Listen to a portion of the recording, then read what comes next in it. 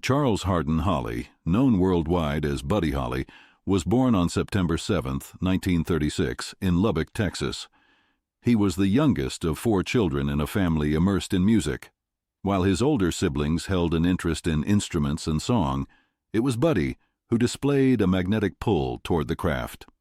Before adolescence, he had already dabbled in violin and piano, but it was the guitar that ultimately captured his soul.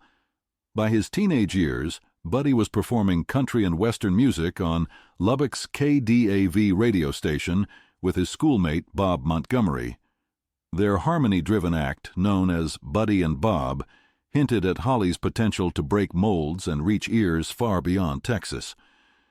Everything shifted in 1955 when Buddy opened for Elvis Presley in Lubbock. Presley's stage presence, confidence, and blend of rhythm and blues with country mesmerized the young musician. Presley lit a spark in Holly's musical vision that would never dim. With newfound ambition, Holly assembled a band including Jerry Allison on drums and Joe B. Malden on bass. Eventually joined by Nicky Sullivan on rhythm guitar, they would soon be christened the Crickets, a name chosen after they nearly went with the Beatles. Ironically, that name would inspire a band of Liverpudlians years later. The Crickets weren't just another bar band chasing local fame. They were something altogether different, self-contained, self-sufficient, and serious about pushing creative boundaries. Most bands at the time leaned heavily on songwriters and studio producers. Not so with Holly and his crew. From the beginning, Buddy insisted on writing and performing his own material. His hunger to experiment with new sounds led them away from the traditional Nashville scene toward Clovis, New Mexico, where they met producer Norman Petty. Petty's studio became the crucible where their early tracks were forged. In 1957, they recorded That'll Be the Day, a track inspired by a John Wayne line in the film The Searchers. Holly had first recorded it during his earlier sessions with Decca Records, but the new version, bursting with drive and clarity, eclipsed its predecessor. Released under the Crickets' name to sidestep a contractual snag, the song rocketed to the top of the charts. Suddenly, a band from dusty Lubbock had taken over American radio. That'll Be the Day was not an anomaly. It was followed in quick succession by hits like Peggy Sue, Oh Boy, and Maybe Baby. Each record revealed something new: Holly's hiccuping vocal style, his clean guitar picking, the band's bright, unified sound. Though young, they exuded control and maturity. They weren't merely riding the wave of rock and roll, they were helping steer it. The Crickets shattered barriers. In August 1957, they became the first white rock group to perform at Harlem's Apollo Theater. Initially met with skepticism, they soon won over the crowd. It wasn't just their music that left an impression. It was their sincerity, their musicianship, their refusal to patronize their audience. Holly's wide smile and unmistakable black-rimmed glasses became icons unto themselves. But Holly was restless. By 1958, success had begun to expose the fractures within the band. Disputes over money and management emerged. Holly, driven by ambition and a growing awareness of how the business worked, decided to split from Petty and relocate to New York City. Allison and Malden chose to stay in Texas, uncomfortable with the pace and scale of Holly's ambitions. Sullivan had already left earlier, citing weariness from the relentless touring. New York represented a fresh start. Holly married Maria Elena Santiago in August 1958, a whirlwind romance that began with a proposal on their first date.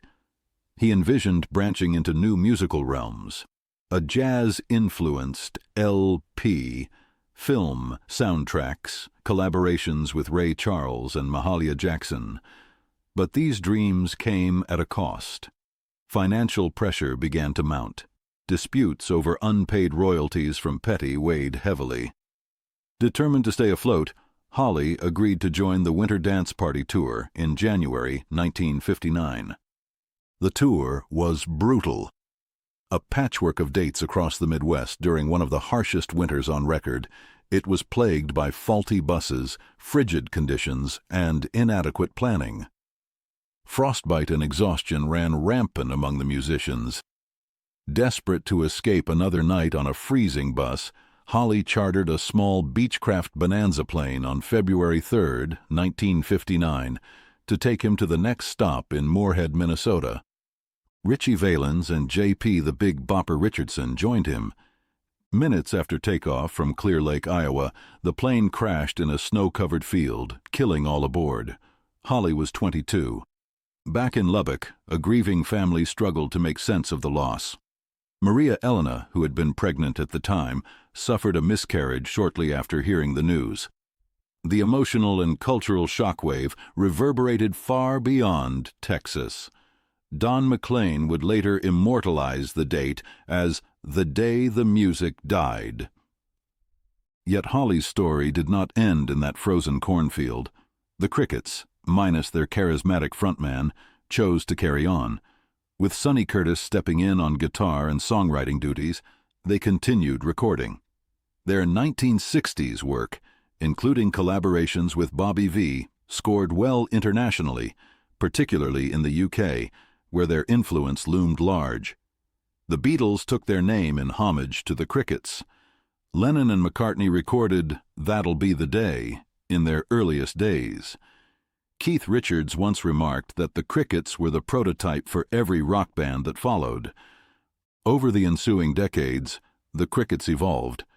Jerry Allison became a highly sought-after session drummer. Joe B. Malden transitioned into studio engineering at Los Angeles-famed Gold Star Studios. Sonny Curtis penned enduring classics like "I Fought the Law" and the theme to The Mary Tyler Moore Show. Their talent refused to be dimmed by tragedy. Holly's influence extended into every crevice of the rock world. Bob Dylan spoke of seeing Holly live and feeling a shock of recognition. Eric Clapton picked up a Stratocaster after seeing Buddy wield one. Elton John wore glasses to emulate him. Paul McCartney went as far as purchasing the rights to Buddy's song catalog. Films, biographies, and stage plays helped perpetuate his memory. In 1978, the Buddy Holly story brought his tale to a new generation, albeit with liberties that angered surviving Crickets. Yet, despite the inaccuracies, the movie rekindled interest in Holly's pioneering spirit. A resurgence followed, with tribute concerts, compilation albums, and induction into multiple halls of fame. The Crickets remained active into the 21st century, recording and touring with new collaborators. Their final performance took place in 2016 at the Surf Ballroom in Clear Lake, the last venue Holly ever played. Jerry Allison announced it would be their swan song. The loss of Malden in 2015 and Allison in 2022 closed the chapter on the original Crickets, yet what they created remains as vital today as when it first lit up transistor radios in the 50s. Their recordings are artifacts of a revolution, youth seizing guitars and speaking in its own voice. Buddy Holly and the Crickets weren't built to be background noise. They demanded attention, broke conventions, and inspired every kid with a beat-up guitar to dream. Their songs, compact, clever, heartfelt, still echo in arenas and bedrooms, testifying to what happens when raw talent meets fearless imagination. Their journey, interrupted but never extinguished, carved out a place in music history where few have entered and none have quite equaled.